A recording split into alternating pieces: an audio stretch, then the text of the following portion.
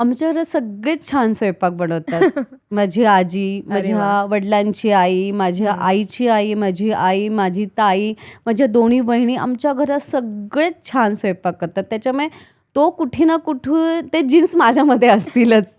साहजिकच आहे. पण सगळ्यात मोठे खवय्ये माझे बाबा होते. कारण की त्यांना ना बरं. बाहेरचं रेस्टॉरंटमध्ये वगैरे नाही हं, आवडायचं. हं, हायजीन पर्पज त्याच्यामुळे त्यांना नाही आवडायचं हं, बाहेरचं. तर त्यांचं म्हणणं काय असायचं, "तुम्हाला काय हवंय ना, ते इन्ग्रीडियंट्स सगळे मी आणून देतो. तुम्ही हं, घरी बनवा."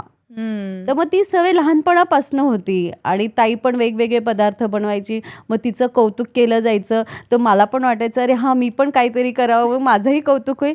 तर हे घरातनं सुरुवातीपासनं होतं आणि जसं आम्ही माहेरी वगैरे जातो, तर मग माझा भाऊ पण, "अरे, आज मी हे आणतो, ते आणतो, मग काहीतरी करून दाखव."